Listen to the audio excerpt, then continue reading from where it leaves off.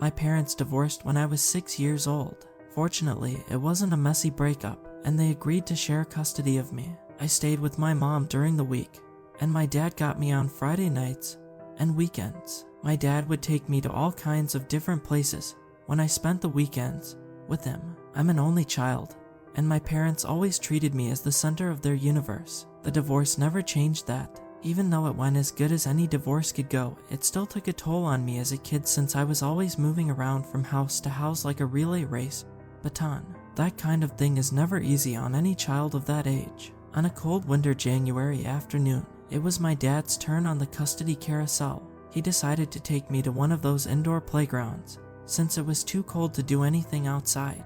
I had just turned 8 years old at the time.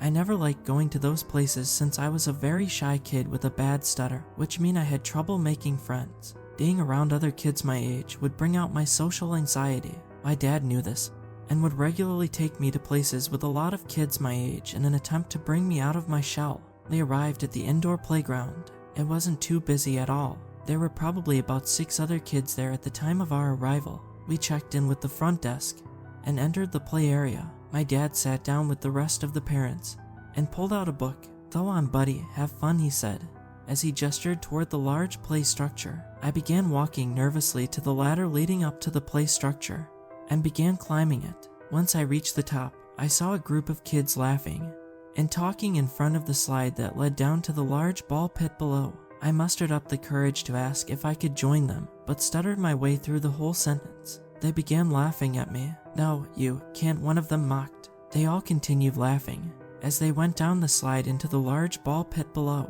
After that, I decided to sit at the top of the play structure alone, in front of one of the observation windows overlooking the adult seating area. About half an hour passed, and most of the kids had left. I was alone at that point, at least, so I thought. Out of nowhere, I heard a voice. "Hey, over here." I was startled. I looked around but didn't see anyone. "Hello, who's there?" I asked. I looked over at the slide entrance. I saw a girl around my age. I only saw her head, as the rest of her body was further in the slide. She had long brown, almost greasy-looking hair. She was very pale, with heavy black bags under her eyes. "What's your name?" she asked, still hiding in the slide. "Hunter," I replied. "What about you?" She giggled, almost menacingly. "Nice to meet you, Hunter. I'm Sarah." She peeked out a bit more from the slide, revealing her yellow teeth as she smiled at me. I looked through the observation glass down at the adult seating area. My dad was the only one there, still reading his book.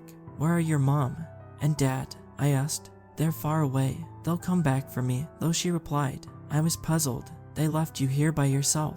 She stared at me for a bit and ignored the question. "Hey, I have an idea, Hunter. Do you want to play hide and seek?" I figured this was a good chance for me to make a new friend, even though I found her a little weird. That's what most other kids at the time thought of me anyway. I nodded. "Okay," she said. "Catch me if you can." She disappeared down the slide, laughing on her way down. Her laughter faded as she slid further and further down the slide. Then there was dead silence. I crawled to the slide entrance. I became hesitant. The slide was very dark, and a sense of fear overcame me. Something didn't feel right. I was about to turn around and go back down the ladder when I heard Sarah's voice from the bottom. "Come on, Hunter. Don't you want to play?" she yelled. I wanted to go back to my dad, but I felt a little sorry for her. I figured she had trouble making friends like I did. I decided to enter the slide.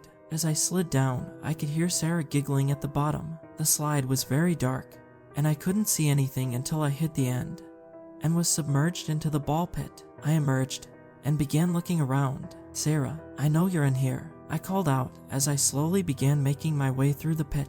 She was nowhere to be found. I dug around for about 5 minutes and figured she must have made it out before I came down. As I made my way to the exit, I heard Sarah's voice. She was whispering, "Hunter, Hunter." I jumped. It felt like she whispered right into my ear, but when I turned around, no one was there. "Sarah, where are you?" I asked. Her voice didn't sound normal. It sounded a bit distorted. Now she sounded more like a grown woman than a child. I saw her head slowly emerge from the ball pit. Only her eyes were showing. They were now bloodshot red, and she had deep wrinkles all over her face. My heart started racing. I found you," I said. She didn't say anything. She just kept staring at me. I desperately wanted to get out of there. "I need to go now. My dad is calling me." Right after I said this, she quickly sunk back into the ball pit and began crawling around at a speed I can only describe as inhuman. I was able to track her movement because the balls in the pit flung around violently wherever she moved.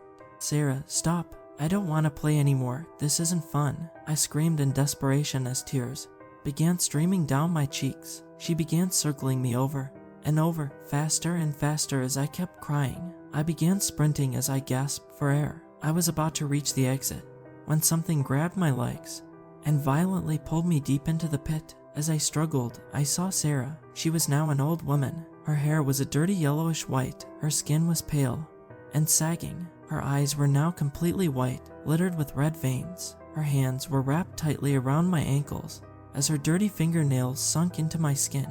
I began screaming for my dad. "Daddy, help, help." I felt as though I was being pulled into the depths of hell. Everything was getting darker. My screams were becoming more muffled, and it became more difficult to breathe. I was paralyzed and couldn't move. All I was able to hear was Sarah's, or this thing's laughter as it dragged me deeper and deeper. I was on the verge of unconsciousness when I felt two hands grab me by the shoulders. I was yanked out of the pit, still gasping for air. I opened my eyes, and it was my dad. I wrapped my arms around him and sunk my face into his chest. As I continued to cry, I explained the situation to my dad and showed him my ankles, which had red scratch marks on them. Naturally, he thought it was just another child who was bullying me. He took me to the front desk and began telling the staff what had happened. They treated my scratches and began searching the playground for Sarah, but she was nowhere to be found. In fact, they informed us we were the only other guests there, and there was no child named Sarah on the sign-in list. Sarah didn't exist as far as they knew. My parents took me to a pediatric psychiatrist about a month later. Once it was clear there was nothing wrong with me, she chalked it up to the stress of the divorce and sent us on our way. I still don't have a reasonable explanation as to what happened.